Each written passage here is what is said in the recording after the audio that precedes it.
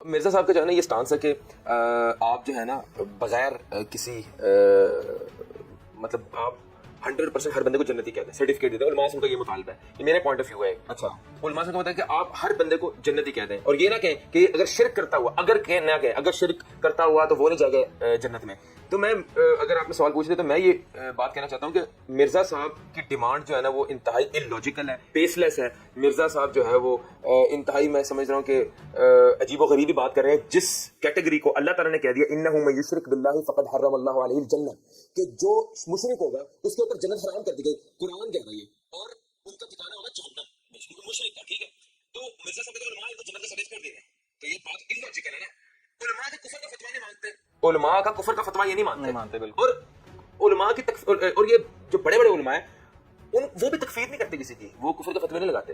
لیکن چلے some how in کی بات مان لی جائے. اگر آپ علماء کفر کا فتویٰ نہیں مانتے ہیں تو آپ علماء سے جنت کی بشارتیں کیوں دلوا رہے ہیں لوگوں کو؟ جنت کی بشارت علماء دے سکتا ہے؟ علماء کوئی بھی نہیں دے سکتا. علماء ایک انسان ہے نا، علماء کرام انسان ہے، ہمارے جیسے عام آدمی ہیں. جنت کی بشارتیں دینا علماء کرام کا کام ہے. نہیں تو مرزا صاحب نہ صرف بحث یا صرف اور صرف علماء کو کہیں نہ کہیں نیچا دکھانے کے لیے یہ بات کرتے ہیں. ہاں جہاں تک ان کا مطالبہ تھا کہ تکفیر نہ کی جائے وہ ٹھیک ہے، اور یہ مطالبہ پورا ہو چکا ہے. اس پروگرام کے اندر شاہ سعادہ ضیاء اللہ شاہ بخاری صاحب نے کہا کہ پیغام پاکستان کے اوپر ہم نے دستخط کیے ہیں 42 علماء نے. غیر مشروط کس طرح جنتی ہے؟ کوئی بندہ غیر مشروط کس طرح جنتی ہے؟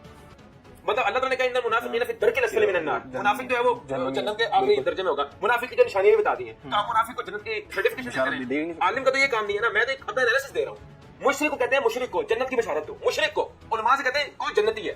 عالم یہ کہتے ہیں کہ ہر فرقہ جنت میں جائے گا اگر وہ شرک نہ کرتا ہو. یہ علماء کرام کہتے ہیں، اور بالکل ویلڈ پوائنٹ ہے، کیونکہ اللہ تعالیٰ کی بات کو رد کرنے کا حکم کہیں بھی نہیں ہے. عالم بھی نہیں کر سکتا اللہ کی بات رد. مرزا صاحب پرووک کرتے ہیں علماء کو کہ اللہ کی بات کو رد کرو، قرآن کو رد کرو. علماء کو یہ پرووک کرتے ہیں. یہ مرزا صاحب کو بڑے قریب سے دیکھ کے یہ بات جو ہے آبزرو کی ہے. اور مرزا صاحب کی یہ بات ہے فرقہ واریت کے اوپر کون بلیو کرتا ہے؟ ہم بھی نہیں کرتے فرقہ واریت کو کہتے ہیں. ان کا مطالبہ ہے علماء سے کہ جنت کا سرٹیفکیٹ دے دو مشرک کو. ان کو یہ بات چبھتی ہے. عالم جو کہتا ہے نا کہ یار تمام فرقے تمام مسلمان جنت میں جائیں گے سوائے اس کے کہ جو شرک کرتا ہوگا، سوائے اس کے. تو کیونکہ اللہ تعالیٰ نے بھی یہی کہا ہے، یہ کہتے ہیں رب کا رد کرو. ان کا یہ کہ رب کا رد کرو. اللہ تعالیٰ قرآن کو رد کرنے پہ یہ علماء کو پرووک کرتے ہیں، علماء نہیں کرتے. یہی ان کا اور علماء کا اختلاف ہے. چاہے آپ اسے ان کو چیلنج ہے، میں 10 علماء کو بلا لیتا ہوں، 10 کے 10 علماء یہ بات کریں گے. میری علماء سے بھی اچھی سیٹنگ ہے.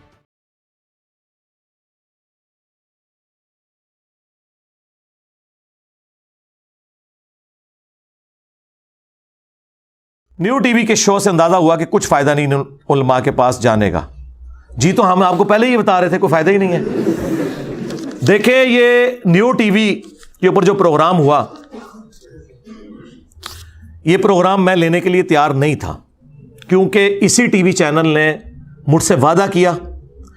ان کے سارے بڑوں نے بیٹھ کے میری قرآن کلاسز تسلی سے دیکھیں، اور اس کے بعد انہوں نے ڈیسائیڈ کیا کہ انجینئر صاحب کی تفسیر ہم چلائیں گے. لیکن مولویوں نے دھمکی دی کہ ہم یہ کر دیں گے وہ کر دیں گے، یہ ڈھیلے پڑ گئے. حالانکہ یقین کریں کتے کی اوقات نہیں مولویوں کی، کچھ نہیں کر سکتے، ڈر گئے وہ.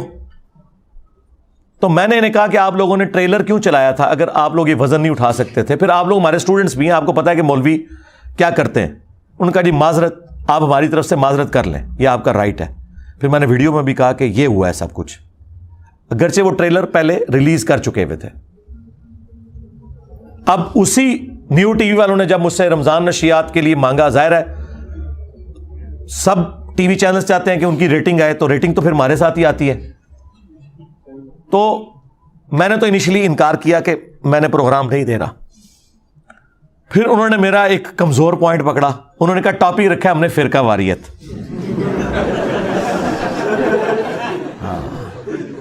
اس ٹاپک کے اوپر آپ نا علماء کے ساتھ آپ کو بٹھائیں گے. مجھے یہ نہیں پتا تھا پینل کون ہے، کتنے لوگ ہوں گے. اگر مجھ سے پوچھتے تو میں کہتا یار بس 2-3 بندے رکھو نا یار، 6 بندے رکھو گے تو میری باری بیچ میں کہاں سے آئے گی، اور میں اسٹوڈیو سے باہر بیٹھا ہوں. اور دوسرا مجھے انہوں نے یہ بھی نہیں بتایا کہ ایک سسٹر بھی اس میں ہے، ورنہ میں تو ایسے پروگراموں میں نہیں جاتا. اور نہ جب میں وہ پروگرام کر رہا تھا میرے سامنے سکرین تھی، صرف آوازیں ہی مجھے آ رہی تھیں جب وہ ریکارڈنگ ہو رہی تھی. میری تصویر ان کے پاس جا رہی تھی، ان کی تصویر انہوں نے مجھے شیئر نہیں کی ہوئی تھی اسکائپ کے تھرو. تو میں نے کہا ٹھیک ہے فرقہ واریت پہ پروگرام ہے، لیکن مجھے یہ نہیں پتا تھا اتنا لمبا پروگرام کریں گے. مجھے یہ بتایا گیا کہ 35-40 منٹ کا پروگرام ہے اور عشاء کے بعد تراویح کے بعد ریکارڈنگ ہوگی. میں نے کہا ٹھیک ہے. وہ انہوں نے 3 گھنٹے کی ریکارڈنگ کی. اس رات تو میں سویا بھی نہیں, ساری کے وقت آلموسٹ جا کے ہم فارغ ہوئے. ریکارڈنگ تو پہلے ہو جاتی ہے, چلائی انہوں نے بعد میں تھی. اب ٹاپک انہوں نے رکھا فرقہ واریت, تو میں نے کہا ٹھیک ہے, اچھی بات ہے. اور اس کے جو اینکر ہیں وہ بھی معصوم آدمی ہیں, فرقہ واریت سے نکلا ہوا ہے, اگرچہ وہ احسان اللہ ظہیر صاحب کا نواسہ ہے, اور وہ جو 2 گلے پھاڑنے والے بھائی ہیں نا لاہور کے وابیوں کے, وہ اس کے ماموں ہیں. ہاں, یعنی ماموں کا دفاع کرنے والے جو ہیں نا وہ اس کے ماموں ہیں. تو میں نے کہا ٹھیک ہے. وہ ڈاکٹر بھی ہے, دنیاوی طور پہ پڑھا لکھا ہے اور دینی علم بھی ہے, لیکن ابھی ان کو تجربے کی ضرورت ہے. آپ نے دیکھا کہ اس پورے پروگرام میں صرف شروع کے مجھے 3-4 منٹ انہوں نے دیے اور پھر پورا پروگرام اسی پہ آگے چلا ہے. دیکھیں نا آپ نے, بیچ میں 3 یا 4 دفعہ میری باری آئی ہے اور وہ بھی سیکنڈز کے لیے. اور آپ نے دیکھا ہے جتنی بار وہ مجھ سے سوال کرتے تھے تو ساتھ سارے علماء اکٹھے ہو کے اس میں کود پڑتے تھے سوالوں میں کہ جی یہ, اور وہ جب مجھ سے پوچھتا تھا پھر وہ بول پڑتے تھے اس سے پہلے کہ میں جواب دوں, کیونکہ انہیں پتا تھا. یہ دیکھیں کتنی بے ایمانی ہے. یہ آپ اسٹوڈیو میں ہونے کا ناجائز فائدہ اٹھا رہے ہو. آپ ان 3 گھنٹوں میں پہلے 4 منٹ نکال دیں, اس کے بعد میرے 5 منٹ بھی نہیں پورے بنتے بمشکل. باقی وہ سب بولتے رہے, اور کیا بولتے رہے آپ کے سامنے ہی ہے. میں 3 سیکنڈ ہی جو گال کرتا تھا کام پا کے رکھ چلتا تھا. اور پھر یہ جملہ میں نے ادھر بولا تو ایک مولانا صاحب کہتے ہیں یہ آپ نا بڑے غیر پارلیمانی الفاظ. یار یہ کہاں سے غیر پارلیمانی ہو گئے بھائی؟ کام ڈالنا یہ ہوتا ہے کہ آپ کوئی ایسی حرکت کر دیں جس کی وجہ سے کام بگڑ جائے. ہاں سیدھی سی بات ہے. مولوی کا دماغ ہی دوئے پاسے جاتا ہے. مجھے پتہ ہی نہیں ان باتوں کا. میں نے کہا ان کے بڑوں نے کام ڈالا ہے. کون سا کام ڈالا ہے کہ ایک دوسرے کو اسلام سے نکال کے گئے ہیں؟ تو چھوٹے اب کیا کریں گے؟ کچھ بھی نہیں کر سکتے. بڑوں نے کام ڈالا ہوا ہے. تو کہتے ہیں جی یہ جناب غیر پارلیمانی الفاظ استعمال کر رہے ہیں. کہاں سے غیر پارلیمانی الفاظ ہو گئے میرے بھائی؟ تو وہ 30 سیکنڈ جو میرے پاس آئے میں نے اس میں ریبٹل کیا. اور دیکھیں میں نے بار بار ایک بات کی کہ مجھے 3 چیزیں آپ لوگ لکھ دیں. وہ کہتے ہیں پیغام پاکستان لکھا ہوا ہے. یار پیغام پاکستان تو لکھا ہے ان لوگوں نے, ان لوگوں کی موجودگی میں جن کو مولویوں کی چلاکیاں, 2 نمبریاں, ہٹ درمیاں نہیں پتا. وہ اتنا موٹا ہے, اس کو چھوڑ کے اتنا موٹا ہو جائے کوئی فرق نہیں پڑتا. اگر آپ پیغام پاکستان میں یہ لکھتے ہیں کہ ہم ایک دوسرے کو کافر نہیں کہتے, اس سے آپ نے کیسے رزلٹ نکال لیا کہ ایک دوسرے کو مسلمان سمجھتے ہیں؟ وہ یہ کہتے ہیں ہم نہیں کہیں گے, کافر ہے پر کہیں گے نہیں, لڑائی نہ پوے. سمجھ آئی یہ فرق دیکھا آپ نے؟ تو میں نے کہا تھا پھر جملہ اس طرح لکھے, اس کو وہ کیا رنگ دے رہے ہیں جی آپ کی مرضی سے لکھا. او بھائی کسی بھی لے مین سے پوچھیں وہ یہی ڈیمانڈ کرے گا آپ سے. یار آپ کے بڑوں نے جب اسلام سے نکالا تھا تو میری مرضی سے نکالا تھا. کام تمہارے بڑوں نے ڈالا ہے کہ انہوں نے اسلام سے نکالا ہے. تو جن جن جملوں سے انہوں نے اسلام سے نکالا تھا نا, انہی جملوں میں تمہیں چھوٹوں کو تو اپنے بڑوں کے کرتوتوں پہ معافی مانگنی چاہیے نا. یہ ڈیمانڈ غلط ہے. اگر البریلویہ کتاب میں احسان اللہ ظہیر نے احمد بریلوی صاحب کو یہ لکھا کہ یہ سنیت کی آڑ میں رافضی عقائد پھیلا رہا تھا اور کفری عقیدہ منسوب کیا کہ وہی جو مستوی عرش تھا خدا ہو کر زمین پر اتر پڑا مصطفیٰ ہو کر, یہ بریلویت کے کھاتے میں یہ عقیدہ ڈالا, تو اس سے بڑا کفر کیا ہوگا؟ تو اس کفر سے جب تم لوگ توبہ کرواؤ گے تو کہو گے نا کہ ہمارے بابے نے کفر کا فتویٰ غلط لگایا تھا, تو ہم رجوع کرتے ہیں. کہتے نہیں ان کو چھوڑے آگے چلے. آگے کہاں سے چلے؟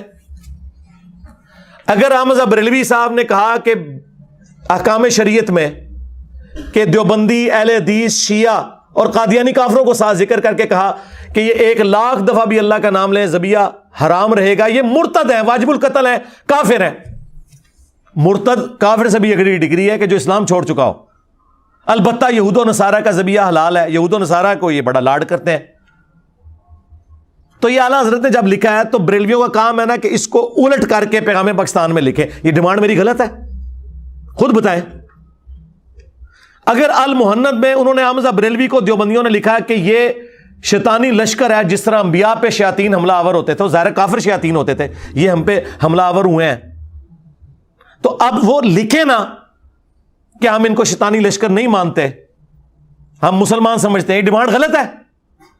اگر اہل حدیث کو المہند میں لکھا ہے دیوبندیوں نے یہ خوارج کی جماعت ہے، تو اب کہیں نا کہ ہم انہیں مسلمانوں کی جماعت مانتے ہیں. یہ ڈیمانڈ غلط ہے. کہتے نہیں آپ کی خواہش، میں نے تو معصوم سی خواہشات کی تھی. ایک دوسرے کو مسلمان کہہ دیں.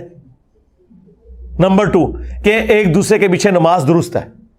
اور نمبر 3 جو ان کے لیے زیادہ موت ہے کہ چندہ ایک دوسرے کو دے سکتے ہیں، ہائے، جس میں ان کی جان ہے.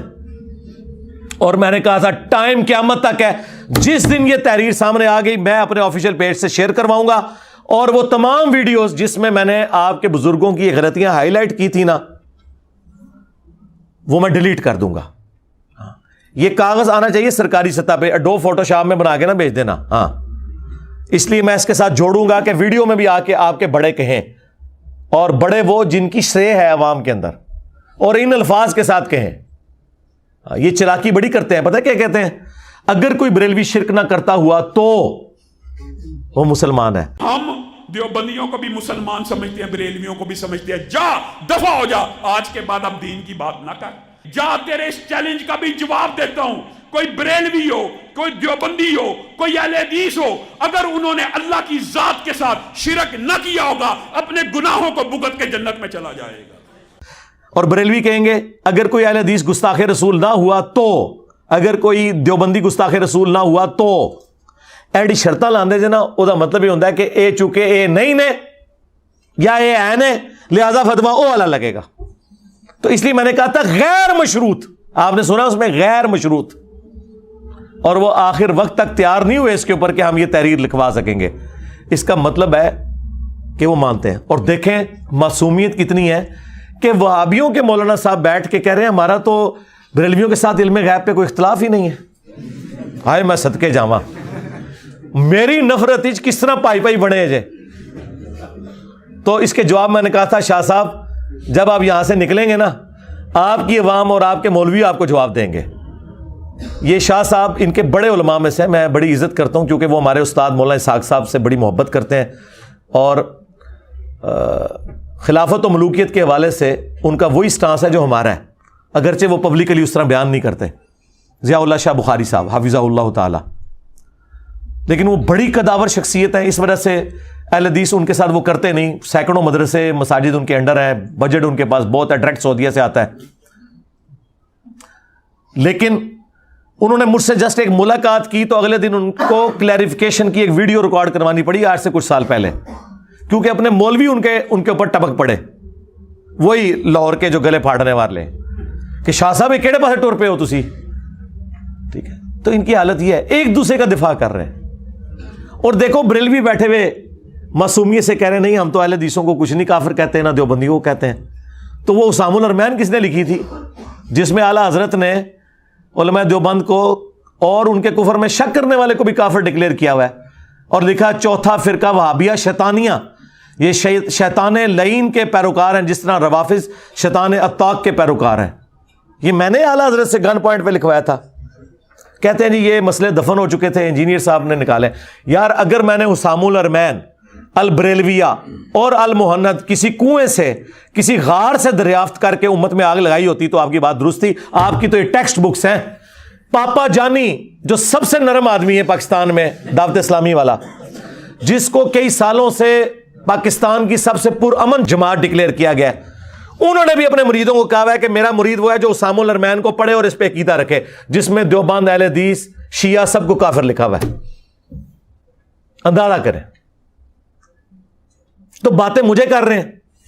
تو میں اس ٹاپک کی وجہ سے ایگری کیا تھا. بہرحال وہ جو تھوڑی سی میری گفتگو ہے اس سے کم از کم وہ جو میں کہتا تھا نا گرم تولیہ ان کے منہ پہ پھیرا جائے، وہ اللہ کے فضل سے جو میں نے پھیرا وہ نقاب ان کا اتر گیا آپ لوگوں کے سامنے. اور اب یہ بالکل پرچی آپ نے ٹھیک بھیجی مجھے، اور واللہ اگر آپ یہ پرچی نہ بھیجتے میں نے بولنا بھی نہیں تھا، ورنہ تو سب سے بڑا کرنٹ افیئر تو یہ تھا آج کہ پچھلے ہفتے ہی میری یہ ریکارڈنگ ہوئی ہے, میں نے اسے ویل لیفٹ کیا. میں نے کہا ٹھیک ہے, وہ عوام خود فیصلہ کرے گی کہ میں نے کیا اس میں بیان کیا اور ان کے ساتھ کیا ہوئی. تو اس ٹاپک کی وجہ سے میں ایگری کیا تھا اللہ کے فضل سے. بات یہ ہے کہ کسی کے اوپر شرک کا فتویٰ لگانا یہ یعنی بہت بڑی جرت کا کام ہے, اس حوالے سے کہ اسے مشرک ڈکلیئر کر دیا جائے. ایون میں انشاءاللہ کبھی موقع ملا میں لعنت کے حوالے سے بھی ڈسکشن کروں گا کہ بخاری اور مسلم کے اندر کتنی احادیث موجود ہیں کہ نبی علیہ السلام نے یعنی مختلف اعمال کے اوپر لعنت فرمائی ہے. جیسے فرمایا کہ یہود و نصارہ پر اللہ کی لعنت ہو, بخاری مسلم دونوں میں موجود ہے, جنہوں نے اپنے نبیوں کی قبروں کو سجدہ گاہ بنا لیا تھا. یہ حدیث بخاری میں بھی ہے اور مسلم میں بھی موجود ہے. اسی طریقے سے آپ صلی اللہ علیہ وآلہ وسلم نے فرمایا کہ ان مردوں پر لعنت ہو جو عورتوں کی مشابہت اختیار کرتے ہیں, ان عورتوں پر لعنت ہو جو مردوں کی مشابہت اختیار کرتے ہیں. لیکن اسپیسیفکلی کبھی بھی آپ نے بائی نیم کسی کو لعنتی نہیں کہا, اعمال کے اوپر لعنت کی بات کی ہے. قرآن پاک میں ہے لعنت اللہ علی الکاذبین, سورہ آل عمران کے اندر جھوٹوں پر اللہ کی لعنت. لیکن کوئی شخص جھوٹ بول رہا ہے اس کو نبی علیہ السلام نے لعنتی کہہ کے مخاطب نہیں کیا. اسی طریقے سے ابو داؤد ترمذی ابن ماجہ میں حدیث ہے کہ شراب پینے والے پر لعنت, شراب بنانے والے پر, اس کے لے جانے والے پر, وہ 10 لوگوں پر لعنت فرمائی ہے. لیکن آپ نے کہیں کہ بھی کسی کو شرابی کو لعنتی کہہ کے نہیں پکارا. حتیٰ کہ بخاری میں حدیث ہے کہ ایک صحابی تھے, وہ شراب پیتے تھے, ان پہ ہاتھ جاری کی جاتی تھی, پھر شراب پیتے تھے. تو ایک صحابی نے جب ان پہ لعنت کی تو آپ نے ان کو روک دیا, فرمایا لعنت نہ بھیجو, یہ اللہ اور اس کے رسول سے محبت رکھتا ہے. تو جب لعنتی کسی کو نہیں کہا جا سکتا, اس کے برے اعمال کے سبب صرف یہ کہا جا سکتا ہے کہ اس کے ان برے اعمال کے سبب اس پر لعنت ہوگی, وہ لعنت کا مستحق ہوگا, اسے لعنتی نہیں کہا جا سکتا. تو یہ تو بہت بڑا فتویٰ ہے کہ کوئی شخص اگر شرکی اعمال کر رہا ہے اور وہ کلمہ گو ہے, مسلمان ہے, اپنے آپ کو مسلمان سمجھتا ہے, تو صحیح بخاری میں حدیث ہے کہ جی جو اللہ کے ایک ہونے کی گواہی دے, ہمارا ذبیحہ کھائے اور ہمارے قبلے کی طرف منہ کر کے نماز پڑھے تو وہ مسلمان ہے. اتنے بڑے لیول کا حکم اس کے اوپر کس طرح لگا سکتے ہیں؟ باقی یہ والا مسئلہ ٹھیک ہے کہ ایاک نعبد و ایاک نستعین کی وائلیشن کر رہے ہیں, یعنی وائلیشن پہ اگر آپ آئیں تو شاید کوئی بھی نہ بچے کہ کس کس قسم کی وائلیشنز ہو رہی ہیں. لیکن ظاہر ہے کہ یہ توحید والا معاملہ تو بہت سینسٹیو ہے, ناقابل معافی جرم ہے. اس میں ایک اور حدیث بھی ہے, بخاری اور مسلم کی متفق علیہ حدیث ہے کہ ایک شخص کی موت کا وقت قریب آیا تو اس نے اپنی اولاد کو جمع کر کے کہا کہ میں کیسا شخص تھا. تو ان کا تم ہمارے بڑے اچھے باپ تھے. تو انہوں نے کہا کہ جب میں مر جاؤں نا تو میری لاش کے ٹکڑے ٹکڑے کر دینا اور اس کی راکھ کو ہواؤں میں بکھیر دینا اور کچھ راکھ پانی میں ڈال دینا. لئن قدر اللہ علیہ, اگر اللہ نے مجھ پہ قدرت پا لی تو مجھے ایسا عذاب دے گا جو کسی کو نہیں دیا ہوگا, میں نے اپنے رب کی بڑی نافرمانی کی ہے. یہ وہ کہہ کے مر گیا اور پیچھے اس کی اولاد نے وہی کیا کہ اس کی لاش کو آگ لگا دی, اس کی ہوا جو میں اور پانیوں میں بہا دی اس کی راکھ. اللہ تعالیٰ نے ہواؤں کو پانیوں کو حکم دیا, وہ راکھ جمع کر کے دوبارہ اسے زندہ کر لیا. لوگوں کو تو نہیں نظر آیا, یعنی اللہ کے حضور زندہ ہو گیا نا. اللہ نے فرمایا یہ تو نے کیوں کیا؟ کہا اللہ تجھ سے ڈر گیا تھا. تو اللہ نے فرمایا کیا تجھے یقین تھا کہ تجھے مرنے کے بعد کوئی جزا اور سزا والا معاملہ ہونے والا ہے, تجھے کوئی پوچھنے والی ہستی ہے؟ اس نے کہا یا اللہ اسی لیے تو میں نے کیا تھا. تو فرمایا جا تجھے بخش دیا. اچھا وہ بندہ کفر کر کے مرا ہے, کیا یہ کفر نہیں ہے؟ اس کا یہ عقیدہ تھا کہ اگر میری لاش دفنائی گئی تو میں زندہ ہو جاؤں گا, اگر میری لاش کے ٹکڑے کر دیے گئے تو پھر میں زندہ نہیں ہو سکوں گا, کیونکہ اللہ تعالیٰ کیسے اس طرح اتنی راکھ کو جمع کرے گا. اس میں الفاظ ہے لئن قدر اللہ علیہ, اگر اللہ نے مجھ پہ قدرت پا لی. تو اس کا مطلب اس کو پتا تھا کہ یوں اگر میری راکھ بکھر گئی تو پھر اللہ قدرت نہیں پا سکے گا. یعنی وہ موت کے بعد زندہ کیے جانے کو تو مانتا تھا مطلقاً, لیکن جزوی کفر تھا اس کے عقیدے میں کہ اس کا یہ عقیدہ تھا کہ اگر راکھ بکھیر دی گئی پھر اللہ نہیں زندہ کر سکے گا. تو یہ اس کا کفر کلی نہیں تھا, جزوی تھا, لیکن ہے کفر ہے. کسی کی جرت ہے کہ اس کو کفر نہ کہے تو اللہ تعالیٰ نے اسے معاف کر دیا. اسی طریقے سے جو مسلمانوں کے اندر جزوی طور پہ کلمہ گو مشرک ہیں, جو کلمہ گو بھی ہیں اور اعمال کے اندر شرک پایا جاتا ہے, ہم اللہ سے امید کرتے ہیں, یقین کوئی نہیں ہے, امید ہے. ٹھیک ہے, یقین والا معاملہ وہی ہے قرآن میں جو آیا ہے 2 دفعہ, سورہ نساء نمبر 48 میں 116 میں, ان اللہ لا یغفر ان یشرک بہ ویغفر ما دون ذلک لمن یشاء. اللہ شرک کو تو معاف نہیں کرے گا، اس کے علاوہ جتنے گناہ معاف کر دے گا. لیکن یہ شرک جلی ہے. دیکھیں نا جی، ریاکاری کو بھی تو شرک کہا گیا ہے، ریاکاری کو بھی تو شرک کہا گیا ہے. مسند احمد میں، سنن ابن ماجہ میں حدیث موجود ہے. بلکہ مسند احمد میں تو وہ حدیث ہے بڑی مشہور کہ جس نے دکھلاوے کے لیے روزہ رکھا اس نے شرک کیا، جس نے دکھلاوے کے لیے نماز پڑھی اس نے شرک کیا، جس نے دکھلاوے کے لیے صدقہ کیا اس نے شرک کیا. تو مشرک تو وہ بھی ہے. اور قرآن تو اس سے بھی آگے جاتا ہے، افرأیت من اتخذ الہہ ہوا، بھلا اس شخص کو دیکھا جس نے اپنی خواہش نفس کو اپنا خدا بنا لیا ہے. تو اس کے تحت تو جو فجر کے وقت سویا رہتا ہے، بستر نہیں چھوڑتا، وہ بھی مشرک ہے. تو شرک کے فتوے تو پھر کہاں تک جائیں گے؟ وہ تو پھر صرف ابراہیم علیہ السلام ہی ہے، وما کان من المشرکین. ابراہیم مشرکوں میں سے نہیں تھے. ٹوٹلی شرک سے آزاد صرف پیغمبر ہو سکتا ہے. انسان میں کسی نہ کسی درجے کا کوئی نہ کوئی معاملہ پایا جا سکتا ہے، باقی یہ تو شرک جلی ہے. ہم اس کے اوپر ٹالرنس اس لیے کرتے ہیں کہ یہ جو فتویٰ بازی ہے، کسی کو اسلام میں داخل یا نکالنے کا کام جو ہے یہ پیغمبروں کا ہے. آج تو آپ اس کو تو چھوڑ دیں، یہ سارے فرقے ایک دوسرے کو اسلام سے خارج کیے بیٹھے ہوئے ہیں. کیا بریلوی دیوبندیوں کو مسلمان مانتے ہیں؟ آپ جا کے پوچھو، کہیں گے آپ مسلمان ہیں، ان کو کہیں نہیں سر اس طرح نہیں، آپ انجینئرنگ ہو چکی ہے. آپ اپنے پیڈ کے اوپر لکھ کے دے کوئی دیوبندی مفتی یا کوئی بریلوی مفتی، بریلوی سے شروع کرتے ہیں وہ زیادہ ہیں، کہ ایک بریلوی مفتی لکھ دے کہ ہم اپنے علاوہ سارے فرقوں کو دوزخی اور گمراہ سمجھتے ہیں، لیکن ہمارا عقیدہ ہے کہ چونکہ ہے تو کلمہ گو مسلمان ہے، ایک نہ ایک دن جنت میں چلے ہی جائیں گے.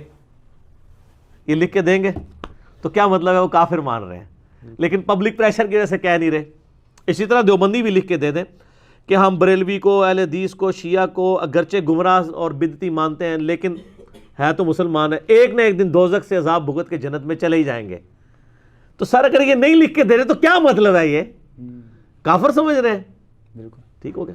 تو یہ چونکہ یہ کافر کہہ رہے نہیں رہے لیکن مان رہے ہیں اندر سے، اور یہ آپ کو لکھ کے دینے کے لیے تیار نہیں ہوں گے یہ بات کہ جی ہم جنت کی بشارت دیتے ہیں کہ ایک نہ ایک دن تو. ویسے مسلمان کا تو یہ بخاری مسلم میں حدیث ہے نا کہ جس نے ایک دفعہ بھی صدقے دل سے لا الہ الا اللہ پڑھا ہے، ایک نہ ایک دن تو وہ دوزخ سے نکال کے جنت میں پہنچ جائے گا. یہ آپ کے کلموں کو ماننے کے لیے تیار نہیں ہے عوام الناس کے اندر جو انہوں نے عقیدہ پروپیگیٹ کر دیا علماء کا.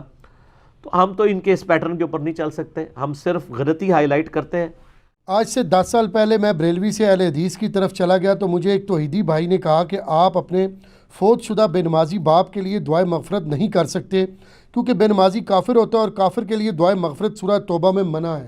یہ توحیدی بھائی جو ہے نا یہ بڑے خطرناک ہیں اس حوالے سے، اور یہ اتنے خطرناک ہیں کہ ان کے ماں باپ میں سے اگر کوئی بریلوی یا کوئی دیوبندی ہو تو یہ تو اپنے ماں باپ کے جنازے بھی نہیں پڑھتے اور کہتے ہیں کہ جی یہ مشرک ہیں اور مشرک. سر کلمہ گو مشرک اور کافر مشرک میں فرق ہے. کلمہ گو مشرک کی تکفیر نہیں ہو سکتی جب تک کہ کفر بوا اس کے اندر نہ پایا جاتا ہو. میرا حالیہ دنوں میں ایک کلپ چڑھا ہے، میں سمجھتا ہوں میری زندگی میں ایک اہم ترین کلپ ہے، میں تکفیر کیوں نہیں کرتا. اس میں نے کئی ایک دلائل دی ہیں کہ جو بندہ اللہ رسول آخرت کو مانتا ہے، ختم نبوت کو، قرآن کو مانتا ہے، اپنی گمراہیوں کے باوجود آپ کلمہ گو مشرک یا بدعتی یا گمراہ تو اسے کہہ سکتے ہیں، کافر نہیں کہہ سکتے. چونکہ کافر نہیں کہہ رہے تو آپ اس کے لیے دعائے مغفرت کریں گے. نماز نہ بھی پڑھتا ہو تب بھی کریں گے، کیونکہ نماز نہ پڑھنے والا عملاً کافر ہے، عقیدے میں کافر نہیں ہے.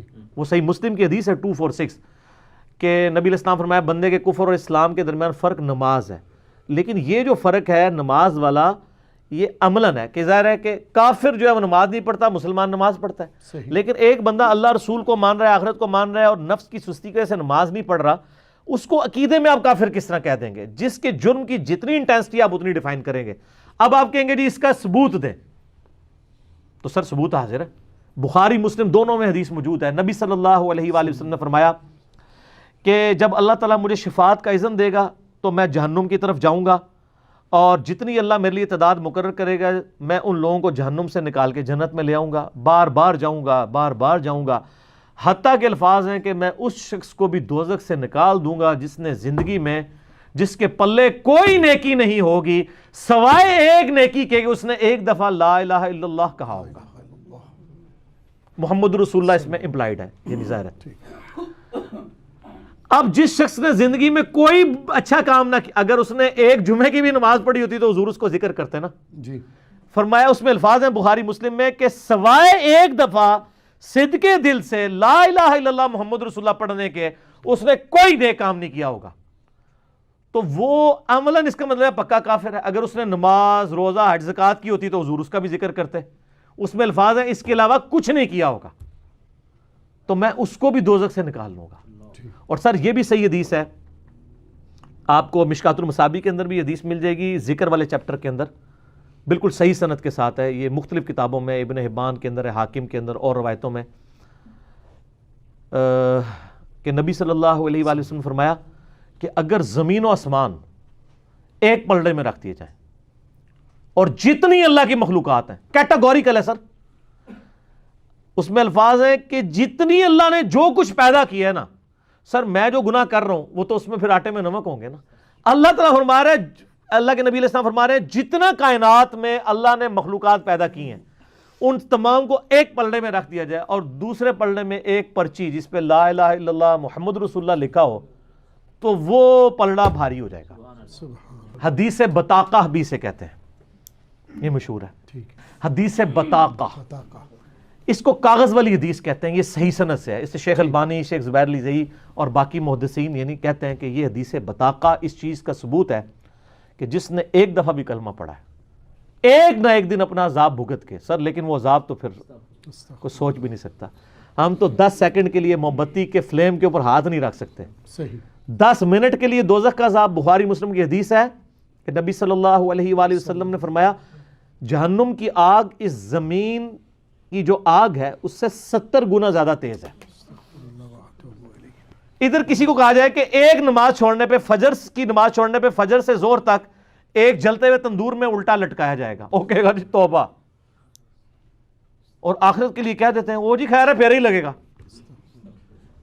یہ کہانی ہے, یہ بھی جس طرح علماء کہانیاں کراتے ہیں نا اس طرح پبلک نے بھی کہانیاں کرائی ہوئی ہیں. یہ پبلک کی کہانی ہے, کبھی امیجن نہیں کر رہے ہوتے اس کو. اچھا یہ چونکہ ہم امیجن کر سکتے ہیں, تندور ہم نے خود دیکھا ہوا ہے اس لیے یہ امیجن ہو جاتا ہے, اس لیے کہتے ہیں نو. اچھا اس طرح کسی کو کہا جائے جی کسی بندے کو فجر کی نماز چھوڑنے پر ایک ایسے کمرے میں فجر سے زور تک بند کیا جائے گا جس کا سائز 10 بائی 10 فٹ ہوگا, اس میں 100 کوبرا سانپ, 100 بچھو, 100 اژدہے, جتنے تھی نہ لے لو ہون گے, لیکن کوئی نہیں فجر تو زور تک ہی بس ایک پھر آئی ایک نہیں.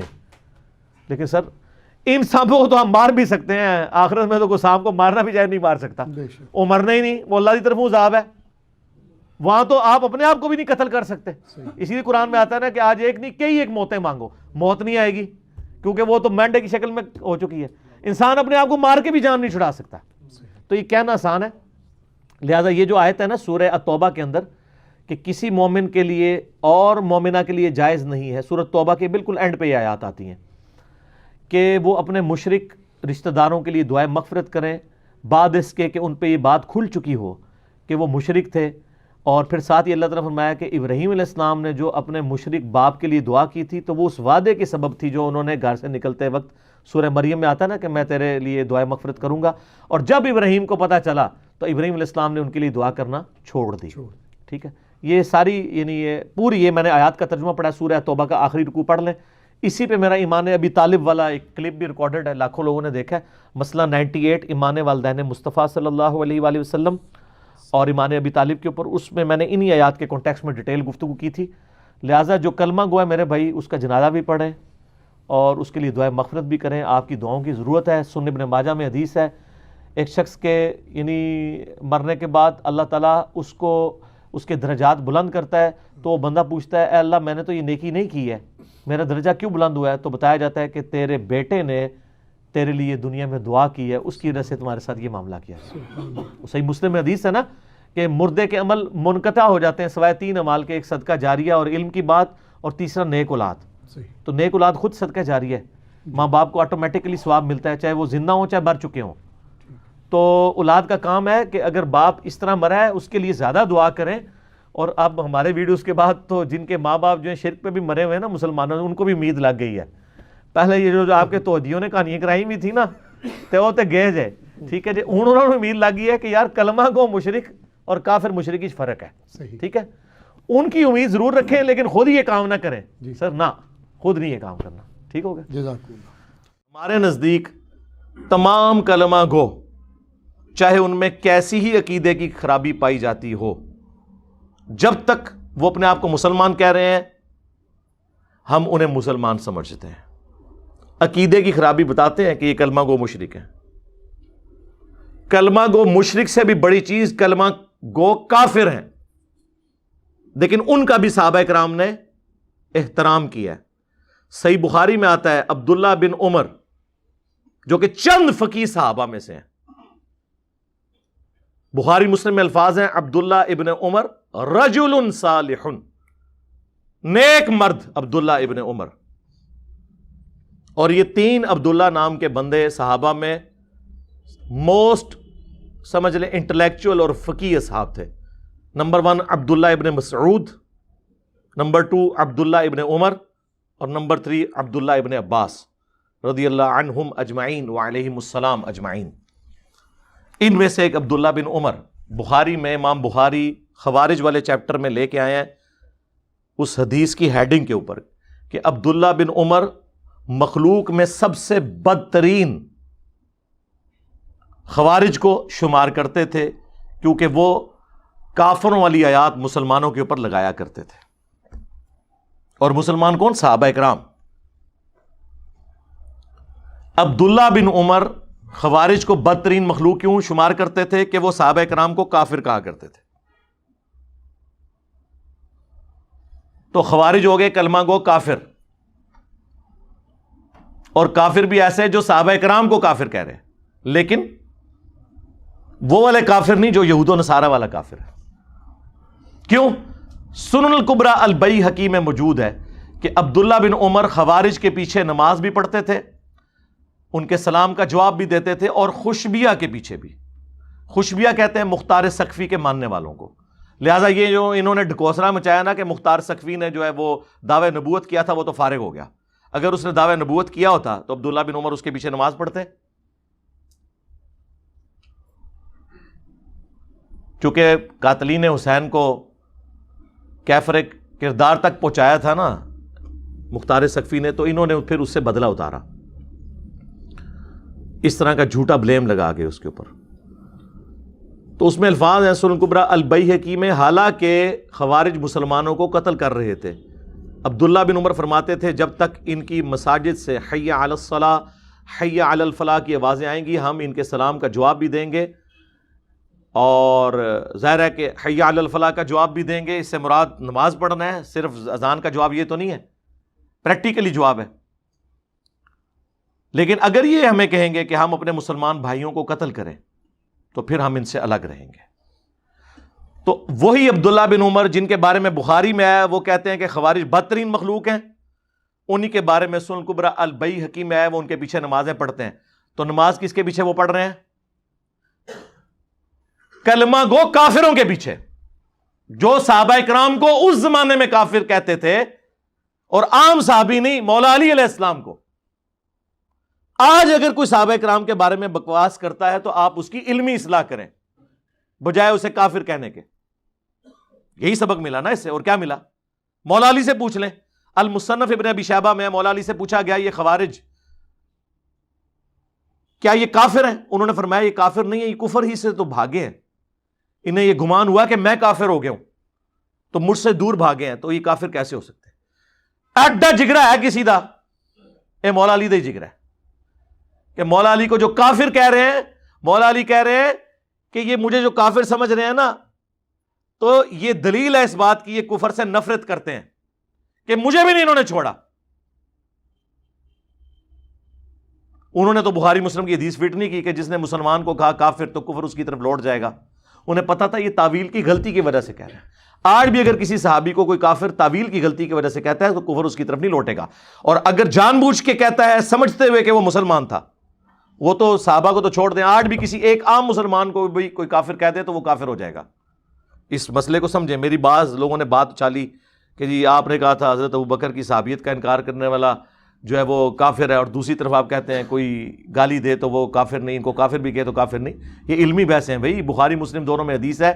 ابن ابی بلتا نے نبی علیہ السلام کی جب مخبری کر دی تھی، کافروں کو بتا دیا کہ حضور مکے پہ چڑھائی کرنے والے ہیں، نبی علیہ السلام کو اللہ نے وحی کے ذریعے بتایا، مولا علی کو بھیجا، انہوں نے اس عورت کے جوڑے سے وہ خط برآمد کیا، اور جب وہ خط آیا نبی علیہ السلام کی بارگاہ میں، حضرت عمر نے کہا یا رسول اللہ اجازت دے میں اس منافق کا گلا کاٹ دوں جس نے آپ کے ساتھ یہ غداری کی ہے۔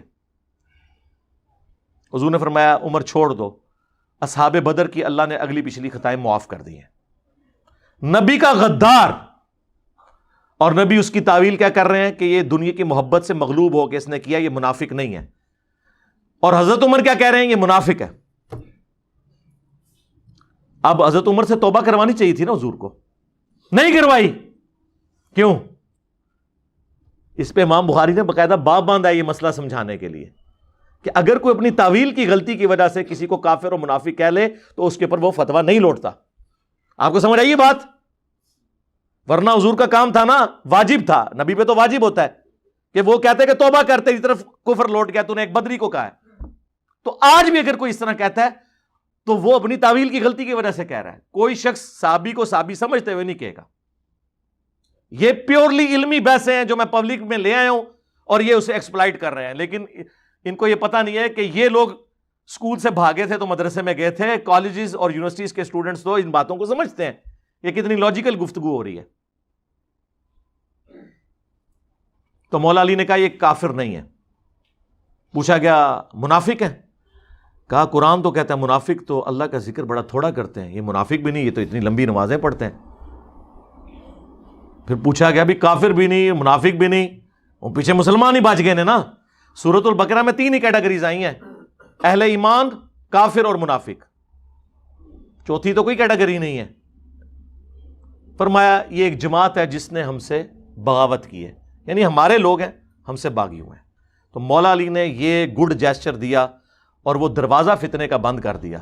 مولا علی اس امت میں مثال ہیں اور ہمارے لیے علم کا مرکز ہیں ان معاملات میں جن میں اگر کوئی مسلمانوں کا گروہ باغی ہو جائے کہ ایک حکمران نے ان کو کیسے ٹریٹ کرنا ہے۔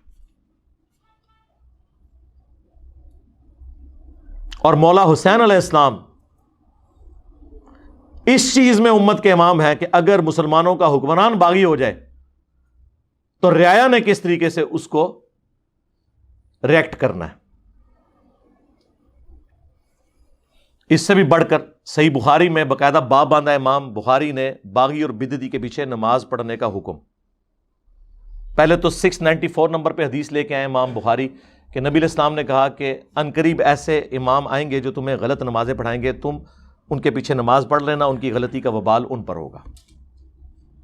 اسی لیے تو میں کہتا ہوں کہ مجھے کوئی حدیث بتائیں، کوئی حدیث بتائیں جس میں یہ آتا ہو کہ فلاں کے پیچھے نماز ہوتی ہے، فلاں کے پیچھے نہیں ہوتی۔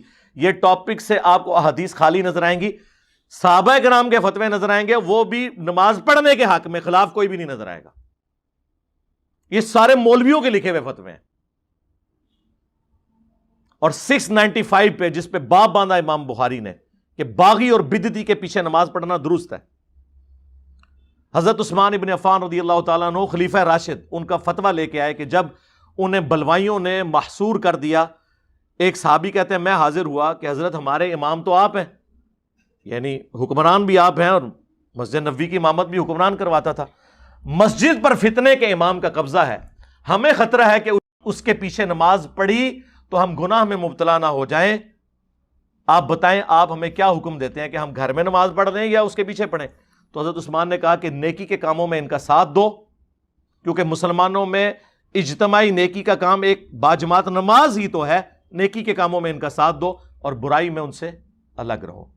اس سے امام بخاری نے رزلٹ نکالا کہ خلیفہ راشد نے ہمیں یہ کہا ہے کہ باغی اور بدعتی کے پیچھے نماز پڑھنا درست ہے، اور دیوبندی اور بریلوی اور اہل حدیث جو آپ کو دھوکہ دیتے تھے نا کہ وہ یہودی مارنے کے لیے آئے تھے، تو اس کا مطلب ہے حضرت عثمان یہ بھی سمجھتے تھے کہ یہودی جو ان کے نزدیک یہودی تھے ان کے پیچھے نماز پڑھنا درست ہے۔ ہوں دسو کیا کرو گے؟ ماننا پڑے گا کہ مسلمان تھے، ہاں اہل بدعت تھے، خلیفہ راشد کے خلاف انہوں نے بغاوت کی، سب کچھ تھے، لیکن خلیفہ راشد کا آپ ٹیمپرامنٹ دیکھیں کیا ہے، وہ کہہ رہے ہیں نماز ان کے پیچھے ہو جائے گی، یعنی وہ کہتے تھے مجھ سے اختلاف کرنے کا مطلب یہ تو نہیں ہے کہ اسلام سے نکل گئے، نماز ان کے پیچھے ہوگی۔ اس کے بعد کوئی ہمیں لا کے کہے کہ جی وہ فلانے امام نے یہ کہا کہ فلانے کے پیچھے نماز نہیں ہوتی، وہ اپنے مامیاں دے فتوے اپنے کول رکھو، مامو پارٹی سانو نہ کوئی فتویٰ دسو، ہم فتویٰ آپ کو بتا رہے ہیں عبداللہ بن عمر کا، اس سے بڑھ کر مولا علی کا اور حضرت عثمان کا، تو اڈے بابے تے امام تے شے ہی کوئی نہیں، سوری شاہی کوئی نہیں ان کے مقابلے پہ، ہم تو شاہی کوئی نہیں. ویسے اسی بھی بڑی شاہ ہوں تھوڑے بابیاں دے مقابلے چ. ہاں کہانی کرا کے گئے سن. علیکم بسنتی و سنت الخلفاء الراشدین المہدیین. جامعہ ترمذی میں، سنن ابی داؤد میں، مشکات کے اندر بھی حدیث موجود ہے کہ تم پر میری سنت اور میرے خلفائے راشدین ہدایت یافتہ کی سنت لازم ہے. تو انہوں نے تو کبھی اس طرح انڈورس نہیں کیا. تو یہ ساری کی ساری چیزیں ہیں. یہ وہ دین ہے جو کتابوں میں ہے. اس لیے ہم کہتے ہیں کہ مرنے سے پہلے اے مسلمان کر لے اس پہ غور. کتابوں کا خدا اور ہے، بابوں کا خدا اور. یعنی بابے بھی اسی خدا کو مانتے ہیں لیکن ان کوالٹیز کے ساتھ نہیں جو وحی میں آئی ہیں. اور جب تو یہ غور کرے گا تو تیرے اندر سے آواز اٹھے گی کیا کہ نہ میں وابی، نہ میں بابی، میں ہوں مسلم. علمی کتابیں. اور جب یہ آواز گلی گلی سے آئے گی نا تو انشاءاللہ تعالیٰ آپ سمجھ لیں کہ فرقوں کی دکانیں بند. The damage has been done. ہو گیا نا. صلو علی محمد و آل محمد. اللہم صلی علی محمد وعلی آل محمد واصحاب محمد وازواج محمد وامت محمد اجمعین الی یوم الدین. آمین.